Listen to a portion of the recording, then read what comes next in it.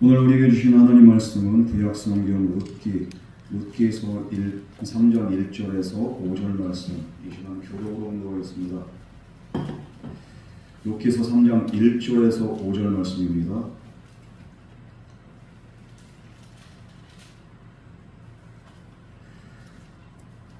제가 지금 성경은 구약성경 405페이지에 있습니다. 룻의 시어머니 나오미가 그에게 이르되 내 딸아 내가 너를 위하여 안식할 곳을 구하여 너를 복되게 하여야 하지 않겠느냐. 내가 기대하던 하늘을 누는 것은 우리의 친족이 아니냐. 보라 그가 오는 날에 타작마당에서 우리를 까으리라.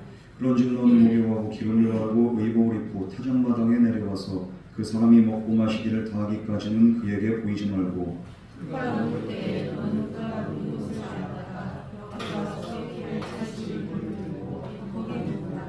그가 내 할 일을 위하여 다 같이 공부하겠습니다.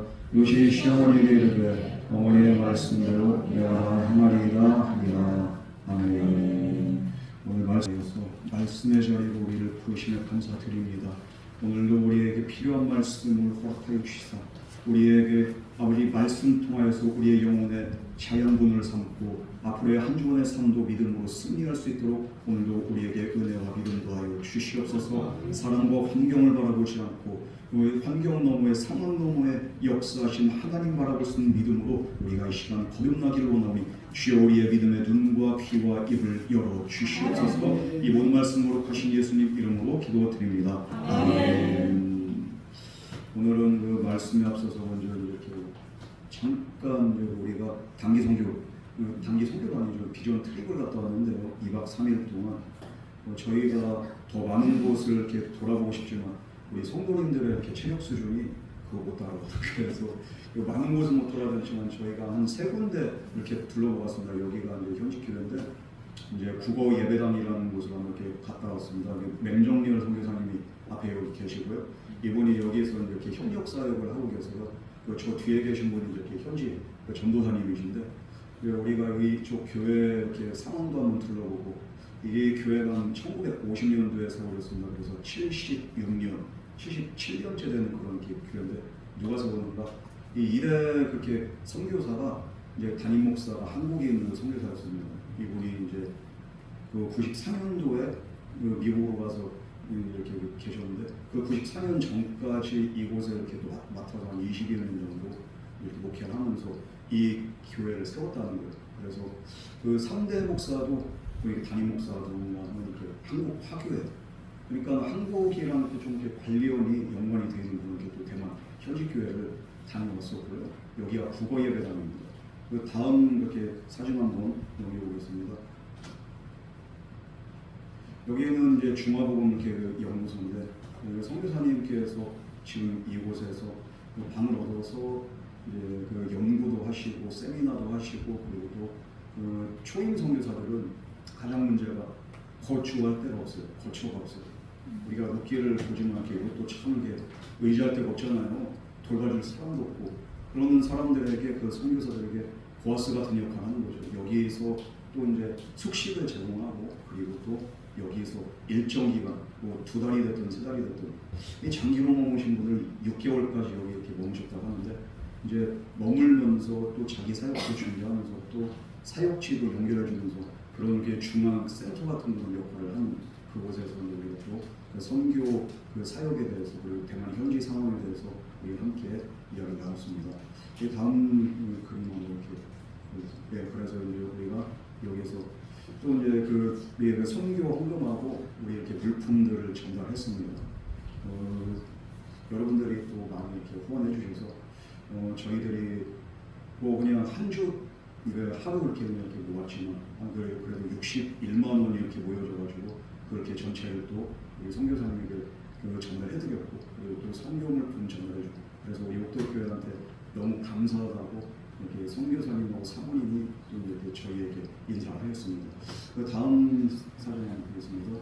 우리가 이제 여기는 또 이제 수림 요한당이라는 그런 게 교회인데 여기 감리교회, 대만의 감리교회가 전체적으로 50개 정도밖에 안 돼요. 그 50개밖에 안 되는 그 감리교회 중에서 그 이상란 선교사님이라는 분이 이제 여기서 계시면서 목회를 잘 해줘가지고 여기에서 배출된 목회자들이 또 많이 있습니다. 그 제자들이 지금 또 목회하고 그 이상면 선교사님은 일선에서 빠져 있는데 그런데도 그 제자들 교회를 지금 수대하면서 또 그 사역을 감당하시고 맹 목사님이 또 여기서도 이제 새벽 예배를 인도하신다고 하더라고요. 그래서 그 격주로 새벽 예배를 인도하는데 유한당에도 한번 저희가 방문해서 여기 저희 기념 사진을 한번 찍었습니다. 그 다음 사진 있나요? 없을 것 같아요. 네. 이렇게 해서 저희들이 여러분들의 그 기도와 후원으로 대만에 잘 다녀왔습니다. 2박 3일이지만 이게 좀 알찼고 그리고 또 저희들에게도 좋은 시간이었던 것 같아요. 기회가 된다면 우리가 다음에는 함께 우리가 대만 그 비전 트립을 갔다 오고 그러면서 선교지를 위해서 또 선교사를 위해서 그리고 또 현지 교회를 위해서 우리가 기도하면서 선교의 그런 비전이 더 이렇게 또 커지기를 또 이렇게 하나님 앞에서 저렇게 간절한 마음 이렇게 바라고 있어요. 선교에 대한 마음이 커지고 우리가 선교를 할수록 우리 교회에게 주신 또한 하나님의 은혜가 그리고 축복이 더 클 줄 믿습니다. 자, 오늘 우리가 이제 그 말씀으로 들어가는데요. 룻기 2장 마지막을 보면 지난 시간에 이 보리 추수와 밀 추수가 끝날 때까지 룻이 어떻게 했습니까? 보아스의 밭에서 이삭을 주울 수 있었다고 했습니다. 이런 은혜가 있었다는 거예요. 그렇게 해서 그 룻과 나오미는 이삭으로 이제 또 끼니를 연명하고 이게 살 수 있었습니다. 이게 또 많이 주셨기 때문에 앞으로도 또 일정 기간 동안은 먹고 사는 데 또 문제가 없었을 것입니다. 그런데 이제 문제는 보리 추수 끝나고 밀 추수가 끝나면 어떻게 됩니까? 룻이 이삭을 줍는 일도 마무리가 되는 거예요.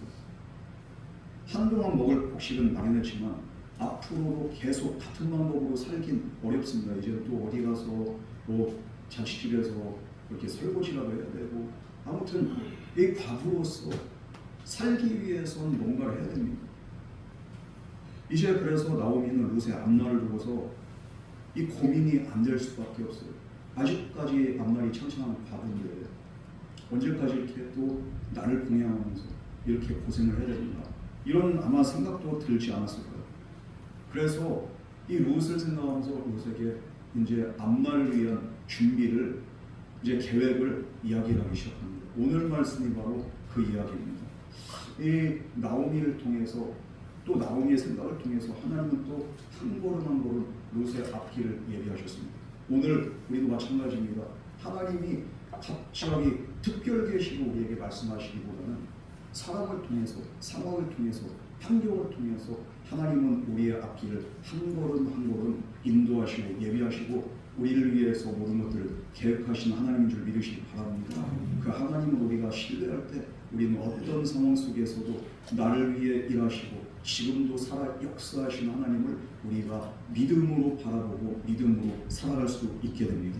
우리 1절 말씀 먼저 같이 봉독하겠습니다. 시작. 나오미가 그에게 이르되 내 딸아 내가 너를 위하여 안식할 곳을 구하여 너를 빼게 하여야 하지 않느냐. 이 나오미가 룻을 내 딸아 이렇게 부릅니다. 그냥 며느리가 이게 아니라 내 딸아. 그러니까 룻을 정말 딸처럼 사랑했던 거죠. 이 룻은 모압에서 나오미를 따라 베들레헴까지 왔어요. 그러면서 이 또 베들레헴까지 따라온 것도 기특한데 자기를 또 공양하겠다고 그냥 땡볕에 나가서 하루 종일 저녁까지 이삭을 주면서 자기를 또 공양을 하는 거예요. 이 얼마나 기특하고 얼마나 정말 이렇게 사랑스러운 딸 같은 며느리입니까? 자기 길을 찾아서 혼자 갈 수 있어요. 그런데 자기 길을 가기보다는 나와 함께하는 이 며느리를 위해서 시원하게 또 뭔가를 해야 될 것 같은 부담감이 생겨요.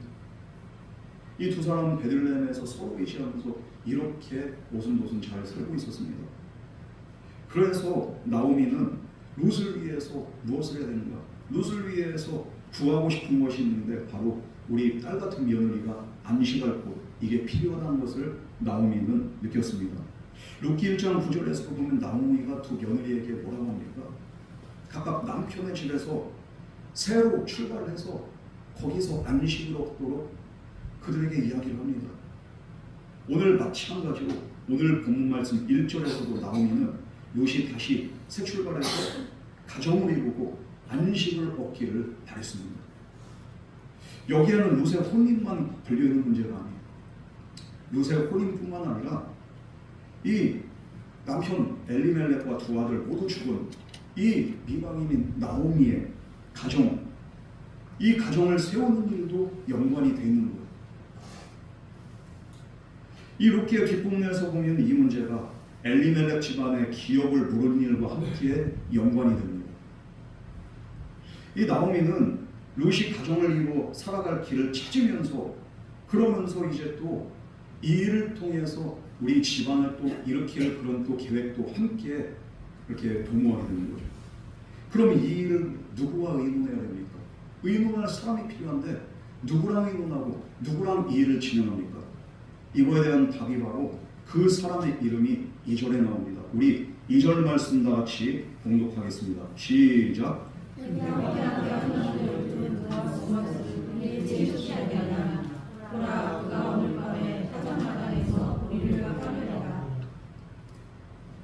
이 바로 보아스입니다.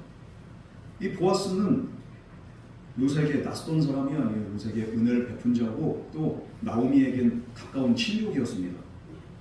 이 추수한 동안에 룻은 바로 그의 밭에서 이삭을 주었고 일꾼들이 함부로 대하지 못하도록 보아스의 보호를 받았고 그리고 물과 음식을 공급받았고 룻이 곡식을 넉넉히 주울 수 있도록 따로 지시를 함으로 인해서 룻이 또 풍성한 수확을 얻게 했습니다. 나오미가 룻에게 그 이야기를 들었기 때문에 나오미도 다른 친족보다도 보아스를 가장 마음에 두었던 것 같아요. 중요한 것은 보아스가 우리의 친족이라는 거예요.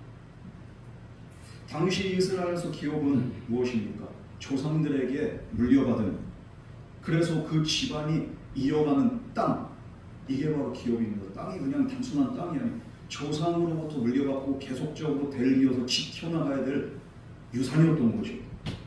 그런데 이 유산이 가난 때문에 그리고 또 여러 가지 상황 때문에 그 땅을 팔거나 그 땅을 잃게 될 때 이스라엘의 그 풍습은 무엇입니까? 가까운 친족이 그 값을 치르고 되무르는 그런 법이 있었어요. 이렇게 친족을 위해서 기업을 되무르는 사람을 물을 자, 그리고 또 고엘이라고 합니다. 그런데 뿐만 아니라 신명기 25장에서는 이 고엘을 어떤 일까지도 감당하게 하는가? 자녀 없이 죽은 사람의 형제가 죽은 사람의 아내를 맞아서 그 이름을 잊게 하는 그 규례, 이게 바로 또한 고엘이었다는 거예요. 지금 나오미는 이 고엘을 그 적격한 사람이 누군가 바로 보아스로 보고 있었던 거죠. 그래서 룻기에서는 기업 무는 일과 죽은 사람의 이름을 이어간 혼인, 이거를 지금 동시에 다루고 있습니다. 이 나오미는 보아스가 이날 밤에 타작마당에서 보리를 까볼 것이라는 것도 알고 있었습니다. 이날 타작이 다 끝났던 것 같아요. 이 타작마당은 무엇인가? 거두어진 곡식들을 이제 타작하는 곳이에요. 그러면서 알곡과 쭉정의 결을 가려내는 곳. 나오미는 그날 밤 보아스가 여기에 있을 것을 알고 룻에게 구체적인 방법을 알려주기 시작합니다. 그러면은 이제는 보아스가 거기 있을 건데 네가 어떻게 해야 되는가? 이것에 대한 구체적인 방법을 이야기합니다. 3절에서 4절 말씀 우리 다 같이 봉독하겠습니다. 시작. 그런즉 너는 목욕하고 기름을 바르고 일복을 입고 타작마당에 내려가서 그 사람이 먹고 마시기를 다 하기까지는 그에게 보이지 말고 그가 올 때에 너는 그가 눕는 곳에 나아가 들어가서 그의 발치 이물을 들고 거기 눕는다. 그가 내 허리를 위하여 하리라. 룻이 그에게 가라는 겁니다. 먼저 이 사람이 이제 기분 좋게 술 먹고 잠들고 그때까지 기다렸다. 어두울 때까지 기다렸다. 아무도 없는 그 시간을 보는 사람이 없을 때 그에게 찾아가라는 거예요. 어떻게? 몸을 씻고 기름을 바르고 그리고 또 옷을 입고 타작마당에 내려가서 그 사람이 이제 이렇게 잠들 때까지 기다리다가 그 사람 발밑에 들어가서 발치에서 누우라는 거예요.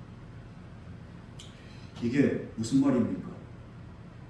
이 사람들이 많이 오해하는 게 그런 게 보아스를 꼬시러 가라는 거예요. 그렇게 들릴 수 있잖아요.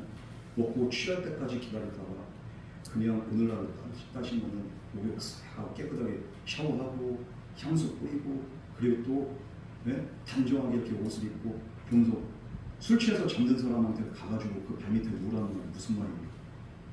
그 사람 꼬시라는 얘기로 들릴 수 있어요.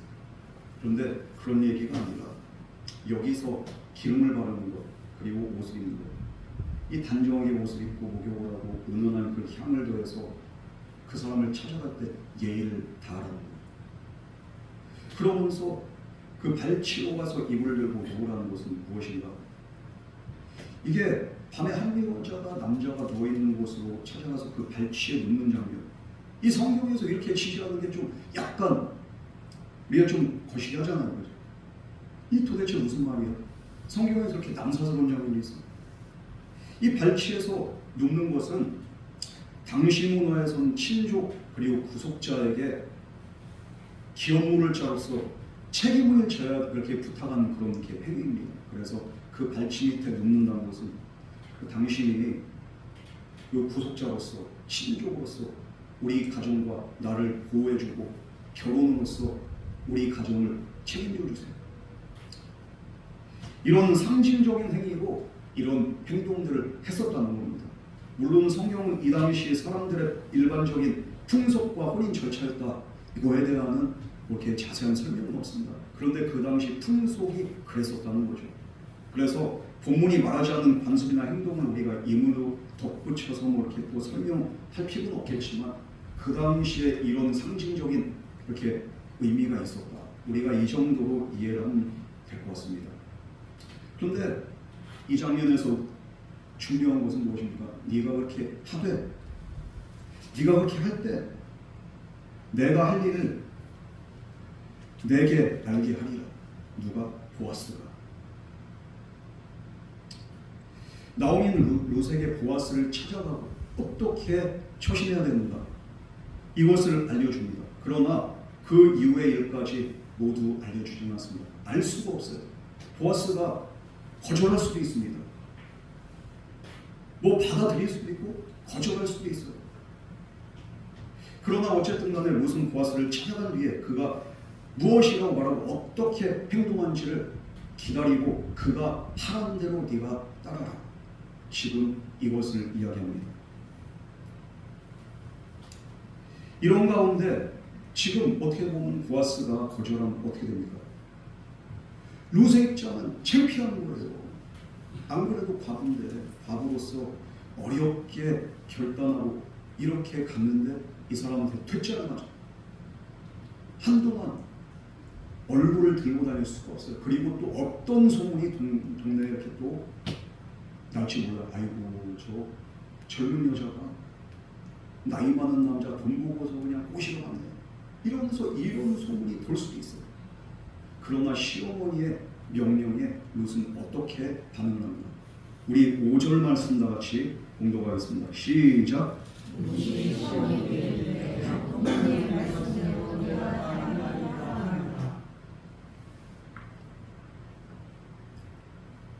어머니의 말씀대로 내가 다 행하리이다. 이때 룻의 감정이 어땠는지 뭐 우리는 알 수 없습니다. 대신 룻은 어떻게 합니까? 어머니가 하라는 대로 알겠습니다. 말만 하는 게 아니라 바로 행동으로 옮겼다는 거예요. 그 행동이 바로 6절에 이제 이렇게 이어서 나오게 되죠. 뭐 그냥 왜 그런가? 어머니 왜 그렇게 해야 돼요? 어머니 이렇게까지 해야 됩니까? 따질 법도 한데 가타부타 말이 없어요. 어머니의 명령, 어머니의 말씀 내가 그대로 행하겠습니다. 순종하겠습니다. 엘리멜렉에 가까운 친족이면요, 보아스가 나이가 그래도 엘리멜렉하고 그러니까 시어머니 나오미의 그 남편하고 거의 동년배 아니면은 아무튼 비슷한 그런 나이였을 겁니다. 시아버지 뻘이에요, 보아스가. 그런데 그 보아스에게 간다. 룻은 뭐 많이 적어도 20대 후반, 아마 20대 초중반에서 20대 그렇게 중반 이 정도 나이였다면 이 남자는 시아버지 뻘. 요즘에 20대 애들한테 한 50대 후반에서 60대 그 할아버지 같은 이런 분들이 내가 너에게 집도 주고 차도 주고 명품도 사줄 테니 나에게 시집오도록 하여라. 이러면은 아이고 감사합니다 이러면서 시집갈 사람이 있어요. 그래서 미쳤어. 아우 내가 젊은 사람하고 이렇게 연애하고 결혼하고 싶지. 내가 미쳤다 그냥 나이 많은 노인네한테 내가 시집을 가 돈 때문에. 이럴 사람도 있고 아닐 사람도 있겠지만 아니 취향들이 다르잖아. 물론 요새에는 뭐 이것저것 이렇게 처진 아니었을 겁니다. 그러나 그래도 적어도 자기 취향이라는 게 있을 거 아니에요. 자기 생각이라는 게 있을 거 아닙니까? 요새 생각이 어떤지 모르지만 오늘 말씀은 어머니의 말씀대로 내가 다 행하리이다. 롯은 이렇게 대답을 합니다. 왜? 어머니의 하나님이 내 하나님이요. 어머니의 명령도 바로 내게 주시는 하나님의 명령으로 음성으로 그가 이렇게 생각을 했을 겁니다. 하나님의 명령이 뭡니까? 내 부모를 공경하라고 해서 부모 공경을 위해서 베들레헴으로 따라와서 부모 공경이 뭐야? 부모의 또 명령대로 순종하는 것. 이것이 바로 하나님이 원하시는 또 큰 계명이 바로 부모의 공경인데 어머니의 말씀대로 내가 다 행하리이다. 어떻게 이런 고백이 나옵니까? 하나님을 믿었고 하나님을 경외했기 때문에 롯은 어머니의 명령을 그대로 따를 수 있었던 거죠. 우리가 살아가면서 하나님 뜻대로 살아간다고 하지만 하나님의 뜻이 무엇인지 우리가 어떻게 할 수 있습니까? 먼저는 내 주변에 우리 부모님의 말씀에 순종하는 게 바로 하나님의 뜻에 순종하는 것임을 우리가 알아야 될 줄 믿습니다. 부모 말씀에 순종하지 않으면서 내가 하나님 말씀대로 살아간다. 이거는 어불성설이 말이 안 돼. 부모님을 우습게 보면서 내가 하나님을 사랑하고 하나님을 믿는다? 경외한다? 여러분 이것은 하나님을 믿는 믿음이 아니라 형식입니다. 롯은 하나님을 믿었기에 또한 어머니의 말씀을 가볍게 여기지 않고 어머니의 명령대로 어머니의 말씀대로 내가 행하리이다. 좋고 싫고가 아니라 어머니의 말씀대로 내가 행하는 것. 하나님 앞에서 옵니다. 여러분 그러므로 우리가 하나님 말씀대로 살아가는 것. 우리가 하나님 앞에서나 사람 앞에서나 하나님이 원하시는 뜻대로 우리가 순종하는 것. 이것이 바로 믿음이고 이것이 바로 신앙인 줄 믿으시기 바랍니다. 우리가 이렇게 살아갈 때 하나님의 은혜가 우리에게 넘치는 은혜가 있게 될 줄 믿습니다. 이 조지 뮬러 목사님도 처음부터 고아원을 하려고 했던 게 19세기 영국 브리스톨에서 목회를 할 때 거리를 나가니까 고아들이 너무 많아. 그리고 또 빈민가에 가면 또 부모로부터 학대받고 버려진 아이들, 방치된 아이들이 너무 많은 것을 보게 됩니다. 가는 곳마다 그것을 볼 때 마음에 이 부담으로 다가 왜 자꾸만 얘들이 눈에 밟힐까? 왜 내 마음에 이런 부담이 올까? 단순한 부담이 아니고 단순한 내 눈에 들어온 내 시각에 들어오는 것이 아니라 하나님이 나에게 보여주신 거고 내게 주신 부담이구나. 하나님이 내게 주신 사명으로 그는 믿고 어떻게 합니까? 고아들을 돌보는 일을 이제 시작하게 돼요. 아무것도 없는데 어떻게 할까? 일단 가정집에서 1836년에 처음 이 집안의 30명의 여자아이들을 이제 돌보는 것부터 시작을 하는 거예요. 왜 하나님이 내게 이것을 보여주고 내게 이런 감동을 주는지 알 수 없지만 하나님 주신 감동 내가 무시할 수 없어요. 하나님이 나보고 이 일을 하라는구나. 거기에 하나님 명령대로 하나님 주신 감동대로 내가 순종하겠나이다. 이후 돌봐야 될 아이들이 늘어나면서 이제는 이 한 집에서 이 아이들을 다 키워갈 수가 없어요. 그래서 고아원도 세워지고 건물도 세워지고 그냥 하나님 주신 감동대로 순종했을 때 그가 사는 동안에 약 10,000명의 고아들이 이 조지 뮬러의 도움을 받게 됩니다. 이 처음부터 10,000명의 아이를 돌보게 될 것이라고 그가 생각했겠습니까? 아니에요. 처음에는 여기까지 보지 않고 그냥 하나님이 내게 주신 감동대로 내가 할 수 있는 최선을 다하는 거예요. 결국에 하나님이 그에게 물질도 주시고 후원자도 붙여주시고 기도의 조력자들도 붙여주셔서 이 사명을 감당할 수 있게 된 줄 믿습니다. 여러분, 룻도 이날 밤 이후의 일을 룻이 뭐 생각했겠습니까? 알 수 없어요. 그러나 룻은 나오미의 말을 하나님이 내게 하신 명령으로 받아들이고 그는 어머니의 말씀대로 내가 다 행하리이다. 그리고 다음 6절에서 실제로 타작마당으로 내려가서 나오미가 알려준 대로 그가 그렇게 행합니다. 우리가 롯의 입장이라고 생각을 해서 쉽습니까? 쉽지 않을 거예요.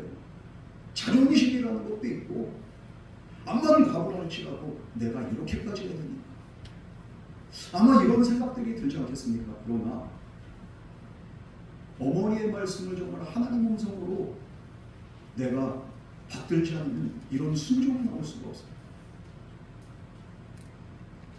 묻지도 않고 왜 그렇습니까? 따지지도 않고 어머니의 명령대로 내가 다 행하리이다. 여러분, 오늘 본문 말씀은 이 모든 것들이 결정되고 그리고 또 이렇게 결과가 어떻게 됩니까? 그렇게 끝나는 건 아니죠. 그러나 나오미는 룻이 다시 가정을 이루기를 원했고 룻은 또 어머니의 말씀대로 내가 다 행하리이다. 그는 순종했습니다. 룻이 그 다음 일을 알지 못하지만 그러나 자신이 하겠다고 대답한 일을 실제로 행하게 됩니다. 여러분, 우리가 하나님이 우리에게 말씀하시는 그 명령들, 감동들 우리가 다 이해돼서 그 말씀대로 순종하고 살아가는 것이 아니라 이것이 오늘 내게 주신 하나님의 음성이고 하나님의 뜻이고 하나님의 명령이기에 그 말씀대로 내가 행하리이다. 우리가 그 명령 따라서 순종하고 살아갈 때 우리가 생각하지 못한 놀라운 일들 하나님은 우리보다 앞서서 이 일들을 행하시고 우리를 그 놀라운 은혜의 곳으로 인도하실 줄 믿습니다. 아멘. 우리가 앞일을 모두 알고 살아가는 사람들은 룻도 앞일을 어떻게 될지 몰라요. 그러나 시어머니의 말씀대로 순종할 때 그에게는 인생이 결국엔 해피엔딩이 됩니다. 우리도 하나님 말씀 분명히 우리에게 이렇게 해라 저렇게 해라 그럼 어떻게 될 것이다 하나님이 다 알려주진 않는다 할지라도 우리가 그 말씀 따라 순종할 수 있습니다. 당장은 할 수 없지만 지금 순종할 수 있어요. 이렇게 룻이 순종했을 때 어떤 일이 일어나는가? 룻기 마지막에 이르면 룻에게 태어난 후손이 바로 오벳과 이새를 거쳐서 다윗으로 이어지게 됩니다. 마태복음 1장에는 룻의 이름이 예수 그리스도의 족보에 들어가게 됩니다. 오늘 본문의 룻은 그날 밤 이후에 어떤 일이 일어날지 그가 다 계산했으니까 몰라요. 까마득히 알 수가 없어요. 그러나 성경은 그 가정에서 다윗이 태어나고 그 계보를 따라서 예수 그리스도께서 오셨음을 우리에게 분명히 보여주고 있습니다. 이 순종으로 말미암아. 여러분, 그래서 이 보아스를 왜 찾아간가? 또 영적인 의미로는 엘리멜렉 집안의 가까운 친족이고 기업을 물을 수 있는 고엘일 뿐만 아니라 가까운 친족이 값을 치르고 기업을 배부른 그 일을 통해서 우리에게 예표하는 예수 그리스도를 예표하는 중요한 인물이 바로 보았습니다. 예수님께서 보아스처럼 참 사람이 되어서 우리 가운데 오셨고 우리의 죄를 담당하셨고 십자가에서 자기의 생명을 내어주시고 그 자신의 피로 우리를 죄에서 속량하셨고 우리를 온전히 받아들이신 줄 믿습니다. 이 보아스가 바로 예수 그리스도의 이런 놀라운 은혜를 예표하는 자입니다. 여러분, 우리는 내일 일을 다 알지 못해요. 그러나 우리를 구원하신 예수 그리스도, 이 예수 그리스도를 믿으며 우리가 그 말씀에 순종하며 살아갈 수 있습니다. 우리가 계산하기보다는 우리가 그냥 막 따지기보다는 이해를 구하기보다는 앞날이 보이지 않는다 할지라도 하나님 내게 주신 그 말씀, 그 감동, 우리가 그것을 따라서 오늘도 하나님 뜻에 순종하며 우리는 살 수 있습니다. 그럴 때 우리의 삶에 우리가 보지 않는 그 미래의 일들이 지금도 저와 여러분의 삶을 통하여서 하나님은 온전히 예비하시고 그리고 한 걸음 한 걸음 인도하시고 그리고 결국에는 하나님의 완전하심을 우리와 하여금 보게 하실 줄 믿습니다. 하나님은 완전하십니다. 우리의 생각을 뛰어넘어서 우리의 상황을 뛰어넘어서 하나님의 뜻과 하나님의 계획은 우리보다도 높으신 줄 믿습니다. 오늘도 그 높으신 하나님을 우리가 인정하며 그 말씀대로 순종하며 살아갈 수 있는 저와 여러분 되기를 주님으로 축복합니다. 우리 이 시간 다 같이 통성으로 기도할 때 때로는 우리가 다 이해돼야지 하나님 내가 따르겠습니다. 우리는 이해를 구하고 우리는 그냥 하나님의 뜻이 이해가 되지 않을 때 순종하지 않겠다고 우리가 때를 쓸 때가 많이 있습니다. 그러나 이 시간 우리가 결단할 때 주님 내가 다 할 수 없어도 내가 다 볼 수 없어도 주님 말씀 순종하여 이제는 주님의 뜻을 이루며 살아가는 그런 복된 삶을 살겠습니다. 주여 내게 믿음 더하여 주시옵시고 내게 은혜 더하여 주시옵소서. 우리 시간 주님의 이름을 크게 한번 부르시며 다 같이 통성으로 기도하겠습니다. 주여 사랑과 내 하나님 아버지 오늘도 주님의 뜻을 알 수 없고 주님의 뜻을 이해할 수 없다 할지라도 볼 수 없고 들 수 없다 할지라도 오늘도 우리의 삶을 통하여서 일하시는 하나님 아버지를 인정하며 우리가 믿음으로 바라보며 믿음으로 주님 앞에 나가게 하여 주시옵소서. 우리의 삶에 우리가 선하시고 온전하신 주님의 아버지 온전한 뜻을 알지 못한다 할지라도 주님은 오늘도 우리를 위해서 일하시는 우리가 믿으며 확신하며 그 말씀 그 감동 따라 순종하며 살게 하여 주시옵소서. 상황을 보는 것이 아니라 환경을 보는 것이 아니라 사람을 보는 것이 아니라 오늘도 새 일을 행하시고 우리의 삶을 인도하시는 살아계신 하나님을 바라보며 믿음으로 승리하며 믿음으로 순종하며 믿음으로 결단하며 살아가게 하여 주시옵소서. 주여 오늘 함께 하여 주시옵소서.